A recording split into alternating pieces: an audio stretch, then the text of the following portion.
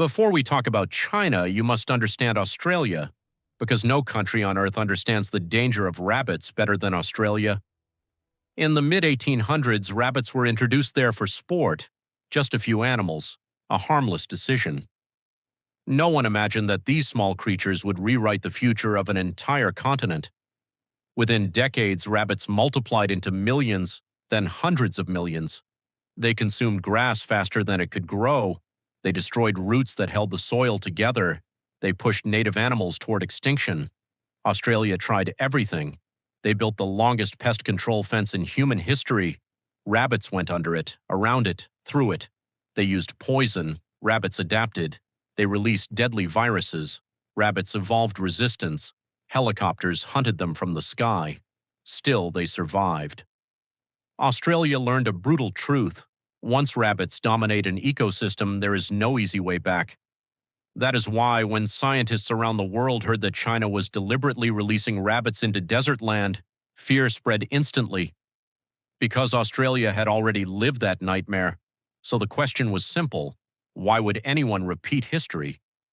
China was not dealing with an ordinary desert. Year after year, desertification was expanding, farms were disappearing, entire communities were being forced to leave. Traditional solutions failed. Planting trees didn't work. Water evaporated before roots could survive. The soil was dead. Scientists reached a frightening conclusion. Before plants could return, the soil itself needed to be revived, and soil needs movement. That is when an old, dangerous idea returned: rabbits. Not as a miracle, not as a symbol of hope, but as a last resort tool. This was not optimism. This was controlled desperation. And unlike Australia, China promised one thing: total control. Rabbits were not released into open desert.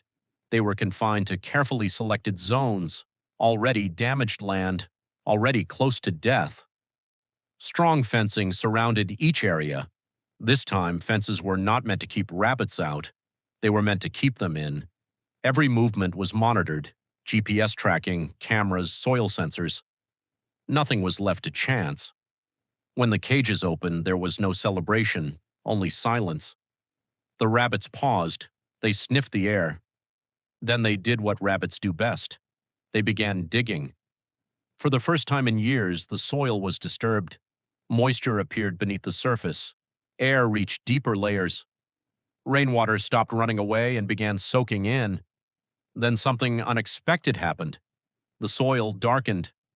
And one day, a single blade of grass emerged. Hope appeared. But Australia had once looked hopeful too. Hope didn't last long. Rabbit populations grew faster than predicted. Grass could not establish roots fast enough. Vegetation disappeared almost as soon as it appeared. The soil began loosening again. Wind erosion returned.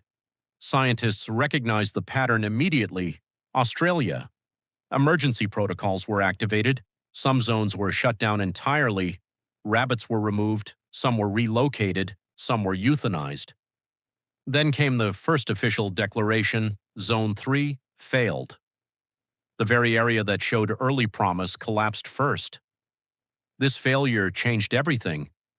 The experiment was no longer about success. It became about preventing disaster. Only a few zones survived. They were called stable zones. These areas did not turn green. They did not become forests, but they stopped dying. Soil held together. Water stayed longer. Vegetation remained limited, but alive. Scientists accepted a painful truth: rabbits were never the solution. They were only a trigger. Their role was reduced. Population strictly controlled. The real work was done by invisible life: microbes, fungi, bacteria.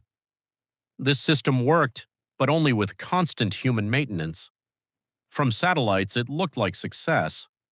On the ground, scientists knew better. Remove human control and everything could collapse. Time became the real enemy. Funding was required permanently. Monitoring never stopped. Then climate change increased pressure. Heat rose. Rainfall became unpredictable. Rabbits adapted again. Breeding cycles improved. Every small mistake became dangerous.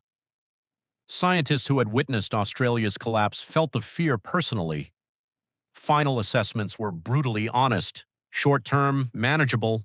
Mid-term, uncertain. Long-term, unknown. Nature does not get tired, humans do. So was the experiment successful? The answer was not yes and not no. Desert expansion slowed, some land recovered, but no area survived on its own.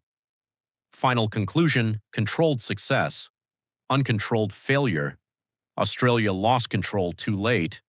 China never let go. But permanent control is not natural. Rabbits were never villains. They followed instinct. The real lesson was human arrogance. Nature can be managed, but it cannot be owned. If control ever disappears, history will repeat itself. Australia proved that once. This experiment is still proving it. This was not a story about rabbits. It was a story about humanity's struggle to fix what it breaks. And you will find more untold, dark, real stories like this only on Drift. Subscribe, because nature never forgives, and history never forgets.